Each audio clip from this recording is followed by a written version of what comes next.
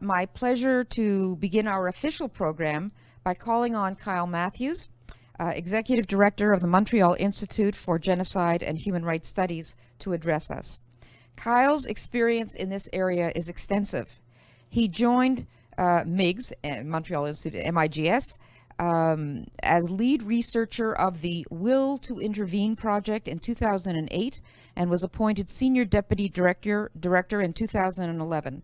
At Concordia, he founded the Raoul Wallenberg Legacy of Leadership Project, as well as the Digital Mass Atrocity Preventing Lab, which works to counter online extremism and study how social media platforms are being used as a weapon of war. Kyle's work focuses on human rights, international security, the responsibility to protect, global threats, social media and technology, and global cities. He works closely with the Canadian All-Party Parliamentary Group for the Prevention of Genocide and has advised members of Parliament on issues related to international peace and security.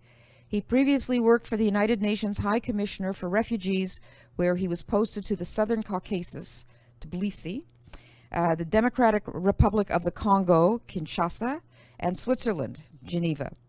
Prior to that, he worked for Care Canada in Albania and later at its headquarters in Ottawa, where he managed various humanitarian response initiatives and peace-building projects in Afghanistan, Sub-Saharan Africa, and the Middle East. Please welcome Kyle Matthews.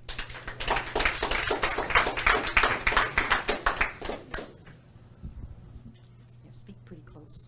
Thank you, Barbara. It's a great pleasure to have the chance to speak to you tonight and to welcome you to my institute. We really work to try to get democracies to try to protect people from mass atrocity crimes, genocide, crime against humanity, ethnic cleansing, and war crimes. And I think when I saw Barbara put on Facebook about 4 months ago saying she's looking for a place to have some people gather to help Yezidis, right away I jumped out and said, you can use my boardroom. Why? Because since the Islamic State took over parts of Iraq and Syria, it became quite apparent to me that we were dealing with a group that was vicious, cruel, and their actions had no military purpose. It's what they meted out to civilian populations where they took control was absolutely atrocious. Some of the worst crimes we've seen at the start of the 21st century.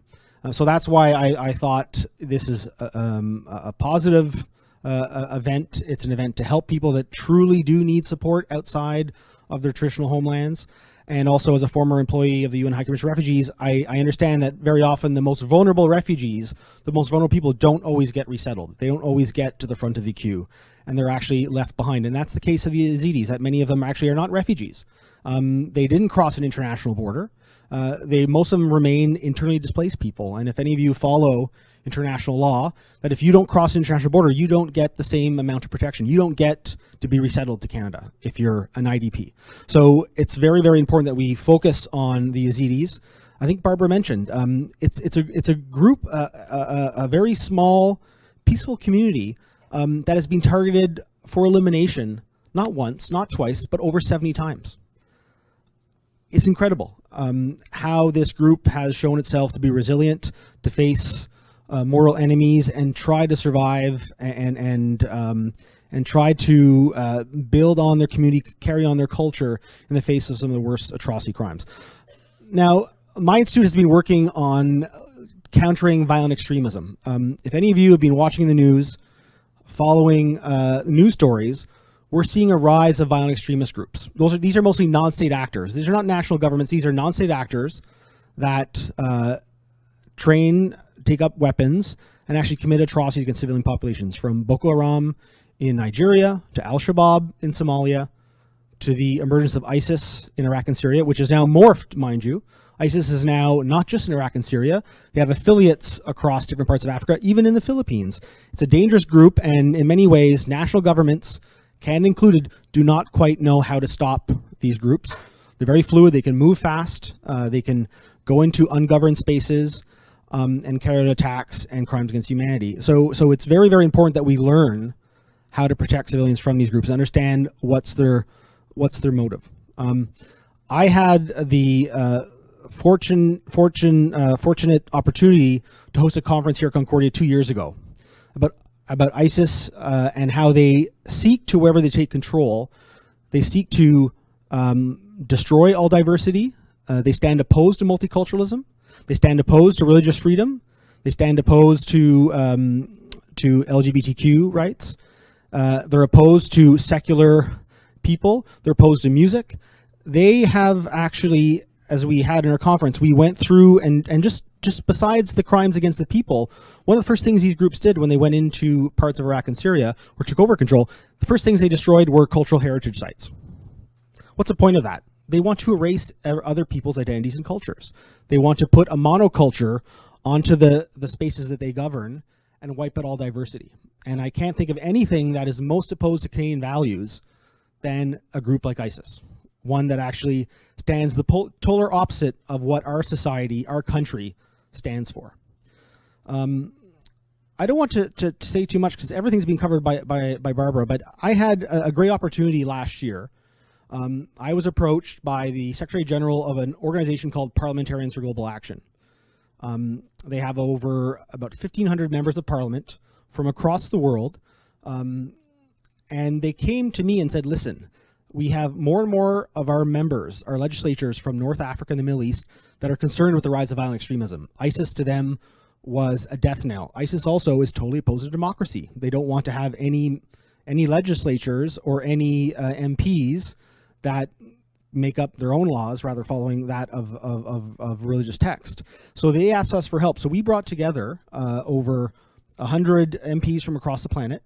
We brought together 40 of the top human rights and counter-terrorism experts, and we came up with something called the Milan Plan of Action. If any of you are interested, it's on our website. We came through the plan of action, how we can deal peacefully to try to counter violent extremists, because the extremism begins with ideas. It doesn't begin with guns. It begins with the ideas. So how can we as a society, how can we as academics, how can we as activists try to build a community of the willing, of like-minded humanitarians and humanists to deal with these violent ideas? And out of this forum, we came up with a plan of action. We actually had one of our digital fellows, Phil Gursky, who's one of the top experts on counterterrorism, worked for CSIS. He actually put together this handbook called Preventing Mass Atrocities and Violent Extremism. Clearly, we live in an age where non-state actors are hell-bent on committing mass atrocities. And actually, the thing about ISIS, they don't hide it. They don't hide their atrocities. They actually broadcast them on YouTube. They put them out on Facebook. They murder journalists in order to get the media to cover their crimes. So this is a group that is very unique. I would say is very unique, is very different than any of the ones we've seen in recent history. And last but not least, I had the pleasure last year at this Milan Forum to meet a young woman who we nominated for the Defender of Democracy Award. A young woman named Lamia Aji Bashar. Here's a woman similar to Nadia Murad, who had her village overrun.